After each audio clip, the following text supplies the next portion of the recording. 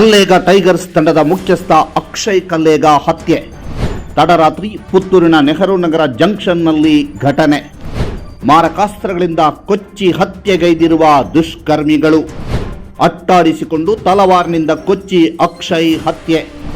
ಸ್ಥಳಕ್ಕೆ ಭೇಟಿ ನೀಡಿ ಸಾಕ್ಷ್ಯಾಧಾರ ಕಲೆ ಹಾಕಿದ ವಿಧಿವಿಜ್ಞಾನ ತಜ್ಞರು, ಪೊಲೀಸರು. ಘಟನೆಯ ಬಳಿಕ ಪೊಲೀಸ್ ಠಾಣೆಗೆ ಬಂದು ಶರಣಾಗಿರುವ ಇಬ್ಬರು ಆರೋಪಿಗಳು. ಠಾಣೆಗೆ ಶರಣಾಗಿರುವ ಚೇತು, ಮನೀಶ್, ಇನ್ನೋರ್ವ ಪರಾರಿ. ಘಟನೆಗೆ ಸಂಬಂಧಿಸಿ ಹೆಚ್ಚಿನ ಮಾಹಿತಿ ಕಲೆ ಹಾಕ್ತಾ ಇರುವ ಪೊಲೀಸರು. ಮಂಗಳೂರಿನ ಖಾಸಗಿ ಆಸ್ಪತ್ರೆಯಲ್ಲಿ ಮೃತದೇಹದ ಪೋಸ್ಟ್ ಮಾರ್ಟಂ.